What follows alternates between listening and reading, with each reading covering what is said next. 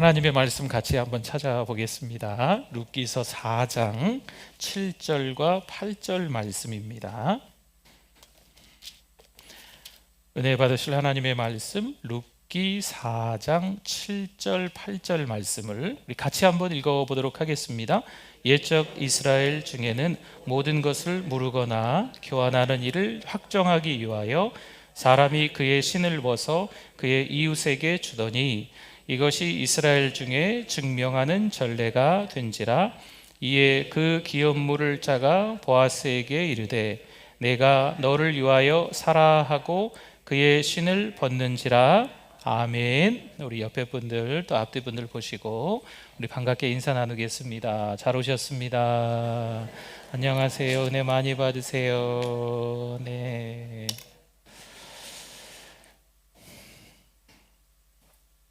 한평생 시각장애인으로 살면서 9천여 편 이상의 찬송시를 쓴 찬송 전도자 파니 크로스비 여사가 있습니다.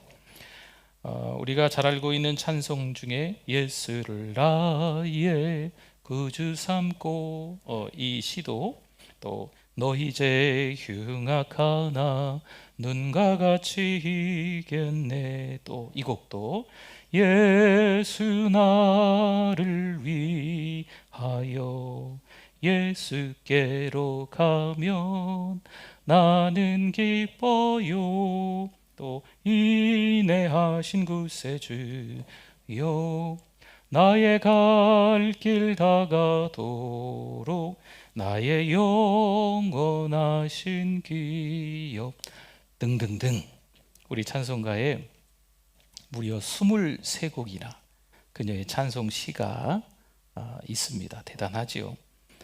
너무나 많은 사람들이 존경하는 금세기 최고의 인물, 우리나라 사람들이 뽑은 가장 은혜로운 베스트 찬송가의 주인공이기도 한 파니 크로스비입니다. 그런데 시각장애인이라고 제가 말씀을 드렸는데 태어날 때부터 시각장애인은 아니었습니다.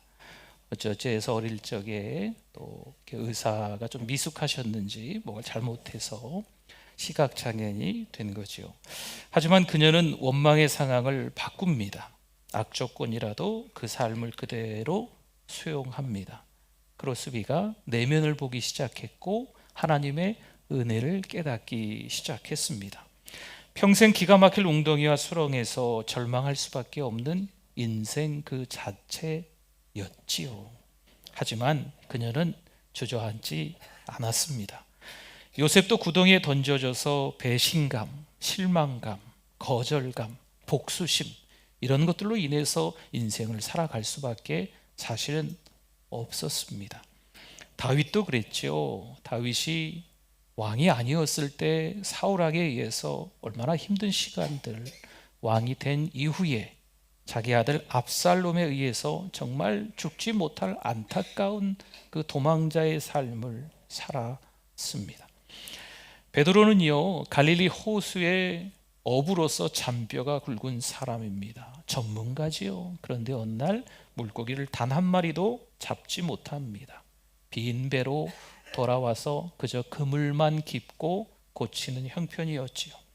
우리도 이런 기가 막힐 웅덩이와 수렁에서 허우적거린 경험이 있으십니까? 이젠 끝이구나, 아무것도 할 수 없구나, 정말 절망이구나, 그때가 있어요.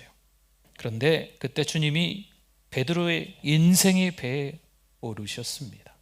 크로스비도 마찬가지고 요셉도 마찬가지고 다윗도 마찬가지고 오늘을 사는 우리들의 인생의 가장 어두운 때에 그들을 찾아오셨던 것처럼 우리도 찾아오시는 줄 믿습니다. 베드로는요, 빈배의 인생이었지만 만선의 기쁨, 구원의 기쁨을 누릴 수 있게 되었습니다. 주님은요, 우리들의 인생에도 찾아오셔서 우리들의 삶을 이끌어 가실 줄 믿습니다. 나오미와 룻 역시 인생의 가장 어두운 때를 사실 만났어요. 그런데 하나님은요, 그 여인들을 그냥 내버려 두지 않으셨습니다. 모압에서 혹독하게 흉년을 경험하고 돌아와서 베들레헴에서도 별반 다를 바 없는 인생이었지만 룻기 2장 14절에 보니까요, 친절한 사람 보아스를 룻이 만나서 식사의 초대도 받고 어떻게 먹고 배불리 먹고 남았더라. 인생이 바뀌죠. 그 다음에 18절에 가보니까요, 이 시어머니 나오미와 룻에게 친절한 사람 보아스가 베풀어 준 것 때문에 이 어머니와 며느리도 배불리 먹고 남는 인생이 된 줄 믿습니다. 비참한 인생을 살아가는 두 여인에게 배불리 먹고 남는 축복, 하나님께서 그 여인들을 이끌어 가시는 거거든요. 출애굽한 이스라엘 백성들에게 먹을 것이 없지만 광야 한복판에서 굶어 죽을 수밖에 없는, 어찌 보면 아무것도 없는 광야니까요, 그럴 수밖에 없지만 그들의 삶에 우리 하나님 찾아오셔서 만나와 메추라기로 배불리 먹게 해주신 줄 믿습니다. 주님은 오병이어로 5천 명이 배불리 먹고 12강주리가 남게 하셨습니다. 그런데 이때 저와 여러분이, 우리가 좀 더 사실은 좀 조심해야 할 때입니다. 많은 사람들이 이곳에서 다시 바닥으로 떨어지는 거죠. 신앙이 있는 듯 보였는데 풍족함을 누리다가 신앙이 밑바닥이 되는 일들이 종종 우리들 가운데 있기도 합니다. 출애굽한 이스라엘 백성들은요, 만나와 메추라기로 배부르니 또다시 그 전에 했던 원망과 불평을, 또다시 이 탐욕을, 더 큰 죄를 저지르는 거죠. 오병이어를 체험한 주님의 제자들은요, 불과 하루도 지나지 않아서 그 제자들의 믿음이 다 이 바닥을 다 드러냅니다. 바다 위로 걸어오시는 주님을 유령이라 하며 그 작은 배 안에서 소동이 일어나는 거죠. 여러분, 우리도 살다 보면 비참한 인생이 왜 없겠어요? 그러나 하나님이 찾아오셔서 풍족한 인생으로 바꿔주시는 때가 반드시 있습니다. 그때 우리는 어떤 삶을 이어가야 할까요? 누군가 우리 인생의 배에 찾아오셨음을 깨달아야 될 줄 믿습니다. 주님 말이죠, 주님. 그렇죠? 우리 인생의 배에 주님이 찾아오셨음을 깨달아야 돼요. 그렇다면 나오미와 룻은 어떨까요? 실패한 인생에서 풍족한 인생으로 바뀝니다. 이때 조심해야 된다니까요. 그때 다른 사람들처럼 이 두 여인이 겸손하지 못하고 교만해질까요? 아니면 하나님을 앙망하고 하나님으로부터 오는 새 힘을 누릴까요? 아니면 한눈을 팔까요? 두 여인은 인생에 찾아오신 주님을 보다 더 적극적으로 의지하기 시작합니다. 할렐루야죠, 그렇죠? 하나님을 신뢰합니다.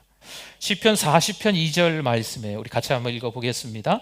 나를 기가 막힐 웅덩이와 수렁에서 끌어올리시고 내 발을 반석 위에 두사 내 걸음을 견고하게 하셨도다.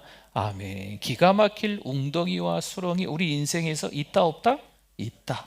누가 끌어올려 주시는 거예요? 주님이 끌어올려 주시는 거지요. 웅덩이와 수렁은요, 빠지는 곳이에요. 그런데 내 발을 어디 위에 두사? 반석 위에 두사 안전하게 해주시는 거지요. 그 다음에 우리의 걸음을 누가 인도하실까요? 하나님이 인도하신다는 거지요. 나오미와 룻, 당연히 이 절망의 웅덩이에 빠진 인생들이었지요. 그러나 그 걸음을 누가 인도하셨을까요? 하나님이 인도하시는 거죠. 여러분, 이제 시작입니다. 룻은 보아스에게 적극적으로 결혼을 요구하기 시작합니다. 3장 9절 말씀에 보니까 우리 같이 한번 읽어주십시오. 이르되 내가 누구냐 하니 대답하되 나는 당신의 여종 룻이오니 당신의 옷자락을 펴 당신의 여종을 덮으소서. 이는 당신이 기업을 물을 자가 됨이니이다 하니 아멘. 하나님을 신뢰하는 이 룻이 이제 친절한 사람 보아스에게 결혼을 요구하는 세 가지 사인이 여기 9절에 나온다 말씀드렸잖아요. 첫 번째로 당신의 여종이라는 뜻은요, 당신의 아내라는 겁니다. 앞에 보아스가 있습니다. 보아스 앞에서 이야기하는 거예요. 나는 당신의 아내입니다. 결혼을 요구하는 거죠. 두 번째는 옷자락을 펴 덮어달라 이야기하는 거예요. 이건 역시 결혼을 요구하는 겁니다. 세 번째는 당신이 기업물을 짜입니다. 앞에 보아스가 있는데 당신이 나의 기업물을 짭니다. 내가 어찌어찌해서 남편을 잃고 자식도 없지만 당신이 나를 만났으니 나와 결혼해주고 나의 후사를 이어주십시오라고 하는 거예요. 아내로 맞아달라는 의미입니다. 보아스는요, 룻의 복잡한 심경의 결론부터 말합니다. 사실 이 룻이 이런 행동을 하는 거에 있어서 보아스가 예상치 않은 답변을 할 수도 있지 않겠어요? 그래서 보아스가 룻에게 이렇게 이야기해 줍니다. 두려워하지 말라. 너의 말대로 내가 다 행하겠다. 결론부터 말해주는 거죠. 그리고 그 가정을 위해 헌신하는 현숙한 여인임을 오히려 이 보아스가 룻을 칭찬합니다. 그리고 오늘 이제 4장에 들어가면요, 보아스가 룻에게 약속한 일을 해결하기 위해서 성문에 올라갑니다. 우리 1절 한번 볼까요?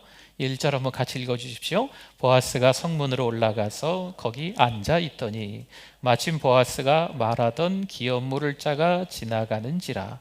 보아스가 그에게 이르되 아무개여 이리로 와서 앉으라 하니 그가 와서 앉음에 아멘. 보아스가 어디로 올라갔다고요? 성문으로 올라가서 거기에 앉는 거예요. 여러분, 이 성문에는 사실은 아무나 앉지를 못했다고 합니다. 어느 정도 그 성 안에 살고 있는 사람들, 또 성 밖에 살고 있는 사람들의 어려운 일들을 잘 해결해주는, 문제를 해결해주는 어떤 권위가 있는 사람들이죠. 요즘으로 얘기하면 뭐 재판관 정도 될까요? 판사, 이런 역할을 하는 사람들입니다. 많은 사람들이 이 성문으로 왕래하는 거죠. 성 안에 살고 싶어하는 사람들이 그때 당시 사람들의 마음이에요. 성 안에 살면 안전하잖아요. 성 밖에 살면 누군가 침입하면 다 죽을 수도 있지 않습니까? 근데 이 성 안에 많은 사람들이 모이고 많은 일들이 있으니까 자꾸 성 안으로 들어갔다가 나왔다가 할 수밖에 없는 거죠. 성 밖의 사람들이. 그러니까 중요한 일을 결정할 때는 계속 이 성문에 앉아 있는 이 사람들에게 자꾸 질문하고 대답 듣고 이런 일이 있는 거죠. 근데 마침 보아스보다 더 가까운 친족이 지나가는 거예요. 누구예요? 이름이 나왔습니까? 이름이 성경에 나와 있지는 않습니다. 그냥 아무개, 무명이라는 거죠. 이름이 없다. 아무개가 가장 가까운 친족인데 그 기업물을 짜가 지나가서 이 보아스가 앉히는 거죠.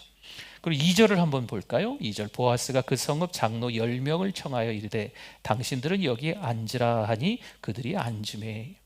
이 친절한 사람 보아스의 영향력이 사실 이 성읍에서 있었던 것 같습니다. 존경받는 사람이었던 것 같아요. 이 아무개도 앉히니까 앉는 거고요. 그리고 증인 10사람을 모으는데 그렇게 많은 시간이 걸리지는 않았던 것 같습니다. 그렇게 이 사람 저 사람 앉고 또 많은 사람들이, 이 구경꾼들이 자연스럽게 어떻게 뭔 일이 문제가 있고 해결이 되나 이제 보는 사람들이 있다라고 하는 거죠. 아무개는요, 처음에 단순히 땅 문제인지를 알고 이 룻의 기업물을 짜가 되려 했습니다. 근데 보아스가 기업물을 짜의 사명은 자신을 희생해야 한다라고 자세히 말해주는 거죠. 엘리멜렉의 땅을 사고 룻을 아내로 맞이하며 자식을 낳으면 그 자식에게 그 땅을 다 도로 넘겨주어야 함을 지금 이 아무개라는 먼저의 친족에게, 이 기업물을 자에게 다 설명을 해주는 거예요. 그렇게 되면 이 아무개에는 남는 게 있을까요? 아무것도 남는 게 없다라고 이야기를 해주는 거죠. 이 아무개가요, 듣고 뭔가를 좀 고민하는 듯 하다가 결정을 합니다. 6절 말씀입니다. 그 기업물을 짜가 이르되 나는 내 기업에 뭐가 있을까? 대충 따져보니까, 계산기 이렇게 두들겨 보니까 이거 나에게 뭐 남는 게 없는 거죠. 그래서 손해가 있을까 하여 나를 위하여 무르지 못하노니, 나를 위하여 무르지 못하노니, 나한테 이익이 없으니까 나는 기업물을 짜가 안 되겠습니다. 내가 물을 것을 네가 보아스 보고 물으라. 보아스가 순서로 그 다음 친족이거든요. 나는 부르지 못하겠노라, 이렇게 대답을 해줍니다. 여러분, 이 아무개는요, 나오미와 룻에게 인애를 베풀 수 있는 사람이 맞습니다. 새롭게 출발할 수 있도록 충분한 배려를 해줄 수 있는 사람이 맞습니다. 왜일까요? 기업물을 자이기 때문에, 고엘이기 때문에 맞습니다. 그런데 이 아무개는 자신밖에 모르는 거지요. 대충 계산해 보니까 뭐 나를 위해서 하는 게 아니네, 나 때문에 하는 게 아니고 저 사람 때문에 하는 거지요. 저 사람을 위해서, 룻이라는 여인을 위해서 다 내가 뭔가를 해주고 결국에는 나한테 남는 거 없이 다 룻의 그 자녀에게 다 돌아가는 거니까 자기께 없다라고 생각하는 거죠. 희생하기가 싫습니다. 어찌 보면 그 사사 시대가 만들어 놓은 사람일 수도 있죠. 오늘을 사는 우리는 어떨까요? 여러분, 우리가 보고 싶은 것만, 듣고 싶은 것만, 말하고 싶은 것만 말하면서 살고나 있지 않습니까? 나에게 이익이 될까 아니면 손해가 될까, 이렇게 생각하는 오늘 성경에 아무개라는 이름도 없는 이 사람처럼 생각하면서 살고나 있지 않습니까? 어느새 우리도 손익을 따지는 신앙이 됐습니다. 요즘같이 힘들고 어려운 때 내가 예수 믿는 게 나에게 이익이 될까? 안 될까? 내가 오늘 예배를 드리는 게 이익이 될까? 안 될까? 내가 성도들과 함께 얼굴을 마주 보는 게 손해가 되지 않을까? 이렇게 계산하면서 살아가는 신자가 되어 버린 셈입니다. 내 인생을 내가 주도한다 착각하고 있는 거죠. 여러분, 힘들고 어려운 때 웅덩이와 구덩이, 수렁에 빠질 때가 왜 없겠어요? 그러나 사도 바울은 이렇게 이야기해요. 우리 아까도 찬양했죠. 약할 때 강함을 주시는 하나님이신 줄 믿습니다. 여러분, 약한데 뭘 강해요? 이게 무슨 말일까요? 여러분, 우리가 스스로 강하다라고 생각할 때는요, 하나님이 필요 없어요. 우리가 뭔가를 할 수 있다라고 착각하고 있을 때는 하나님 잠깐 비켜주세요, 제가 다 알아서 할게요, 이거거든요. 약하면, 절망에 빠져 있으면 그때 누가 찾아와 주실까요? 하나님이 찾아와 주시는 거죠. 그래서 하나님 때문에 강해진다는 의미입니다. 약할 때 강하게 하시는 하나님, 가난할 때 부욕해 주시는 하나님이라는 의미가 그거예요.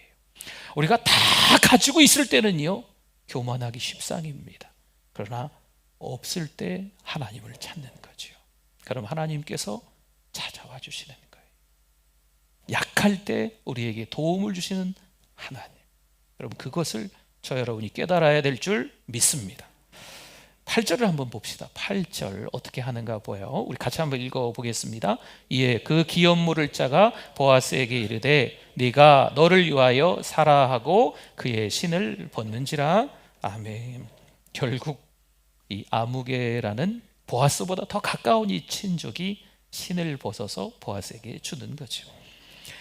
물론 이제 신을 벗는다 의미가 7절에 잘 나와 있어요. 7절을 보시면 잘 나와 있습니다.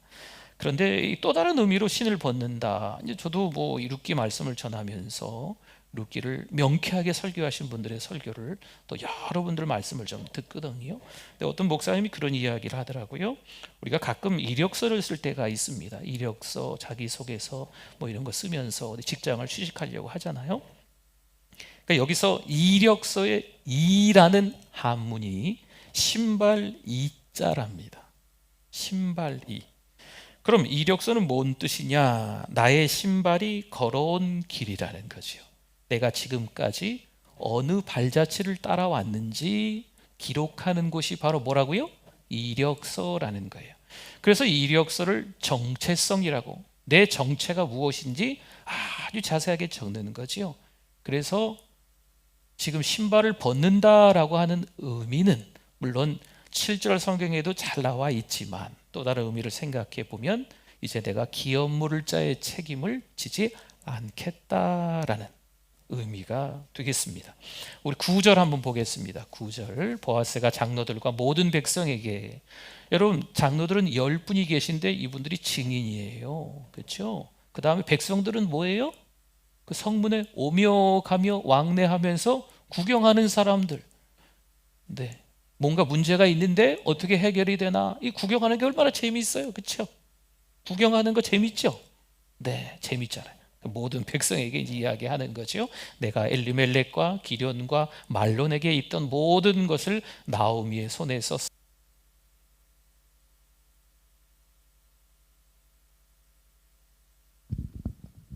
나오미의 손에서 산 일에 너희가 오늘 증인이 되었고 라고 말씀을 하고 있습니다. 보아스 역시 아무개처럼 사실은 모른 척 할 수 있습니다. 그렇잖아요. 아무개도 계산을 해보니까 뭐 나에게 별로 이익이 없네, 그래서 그냥 보아스에게 다 넘겼잖아요. 보아스도 남는 게 없으니까 그냥 다 모른 척 할 수도 있거든요. 결혼하고 자식을 낳아봐야 자신의 이름이 남는 게 하나도 없습니다. 보아스는 기업물을 자가 되면서 자신을 지금 희생하고 있는 거예요. 여러분, 이게 중요한 부분입니다. 나에게 남는 게 하나도 없지만 보아스 자신을 희생하고 있는 거죠. 사랑하는 성도 여러분, 우리를 구속할 자, 우리의 기업물을 자, 나의 구원자 누구실까요? 하나님의 아들 예수 그리스도뿐인 줄 믿습니다. 요한복음 1장 11절에서 말씀합니다. 자기 땅에 오매, 누가요? 예수님께서, 자기 백성이, 하나님 백성, 예수님 백성이잖아요. 예수님을 영접했다 안 했다? 영접하지 아니했다. 자기 땅에 자기 백성들이 영접하지 않았어요. 환영하지 않은 거죠. 어떻게 됐을까요? 이사야 53장 4절과 5절에 보면 이 말씀을 같이 한번 읽어주세요. 그는 실로 우리의 질고를 지고 우리의 슬픔을 당하였거늘 우리는 생각하기를 그는 질병을 받아 하나님께 맞으며 고난을 당한다 하였노라. 5절도 있죠. 5절. 그가 찔림은 우리의 허물 때문이요 그가 상함은 우리의 죄악 때문이라. 그가 징계를 받음으로 우리는 평화를 누리고 그가 채찍에 맞음으로 우리는 나음을 받았도다. 아멘. 마치 주님은 도수장으로 끌려가는 어린 양과도 같았다는 거예요. 털 깎는 자 앞에 잠잠한 양같이 주님은 입을 열지 않으셨습니다. 내가 잘못한 게 뭐가 있냐, 이렇게 하고 저렇게 하고 이렇게 하고 저렇게 돼서 이렇게 된 것이 나에게 왜 이러느냐, 아무 말 하지 않으시는 거죠. 주님은 우리를 살리기 위해서 그저 침묵하시고 자신을 희생하셨습니다. 사도행전 4장 12절 말씀 같이 한번 읽어봅니다. 다른 이로서는 구원을 받을 수 없나니 천하 사람 중에 구원을 받을 만한 다른 이름을 우리에게 주신 일이 없음이라 하였더라. 아멘. 천하 사람 중에 다른 이름을 주신 일이 있습니까? 없습니까? 없다는 거죠. 죄와 사망 가운데 살아가는 사람을 구속하는 일은 부처가 아니에요. 공자 아닙니다. 마호메트 아닙니다. 그럼 우리의 돈? 그것도 아니죠. 내가 낳아서 키운 내 자식? 이것도 아니에요. 내 실력? 이것도 아닙니다. 내 지위? 내가 열심히 운동해서 갖고 오는 이 건강? 이것도 아니라는 거죠. 요한복음 1장 12절 말씀 같이 한번 읽어주십시오. 영접하는 자, 곧 그의 이름을 믿는 자들에게는 하나님의 자녀가 되는 권세를 주셨으니 아멘. 자기 땅에 오매 자기 백성이 환영하지 않았습니다. 그러나 여러분 잘 기억하셔야 돼요. 주님은 자신을 희생하면서 우리를 죄에서 그 웅덩이와 수렁에서 끌어올려 주신 줄 믿습니다. 우리의 발을 반석에 두사 우리 인생의 그 걸음을 이끌어 가시는 우리 하나님. 왜 우리가 비참한 인생이 없겠어요? 어쩌저해서 또 잘 될 때도 있잖아요. 풍족한 인생이 될 때도 있지요. 여러분, 그러나 비참한 인생이었을 때도 하나님을 찾아야 되고 풍족한 인생이 되어서도 하나님을 신뢰하고 겸손해야 될 줄 믿습니다. 그러면 우리만 그렇게 하면 될까요? 아니죠. 우리 가족들을 돌아봐야죠. 나 혼자 예수님 잘 믿으면 내가 천국 갈 때 다 예수 잘 믿는 사람으로 만들어서 천국 데리고 갈 수 있나요? 그거 아니거든요. 내 남편이, 내 아내가, 내 부모가, 내 자녀가 예수 믿지 않는다면 여러분 이때 함께 기도하자고요. 내 직장 동료가, 내 이웃이, 나랑 정말 가까운 지인들이 너무 절친인데 예수를 믿지 않는 거죠. 그냥 내버려 둘 수 있을까요? 때가 되면 알아서 신앙을 되찾겠지. 여러분 그렇게 너무 그냥 세월을 보내지 마십시오. 지금이 기회입니다. 사실 지금은 정말 어려운 때거든요. 힘들고 이 어려운 때에 주님 앞에 나오기도 쉽지 않은 이 때에 하나님 앞에 기도하는 게 중요해요. 특별히 전도하기도 좀 뭐해요. 나가서 전도할 때 욕하는 분들이 왜 없겠어요. 이 질병으로, 이 전염병으로 힘든 이때 뭔 교회가 또 이렇게 극성맞게 나와서 전도하냐고. 그러나 우리는 이때를 놓치면 안 돼요. 오히려 힘들고 어려운 때, 절망의 늪에 빠져가는 그 사람들을 보고 가만히 두는 게 아니고 우리가 적극적으로 더 복음을 전해야 될 줄 믿습니다. 우리 방역 잘 지켜요. 사랑하는 우리 교회 방역 철저하게 합니다.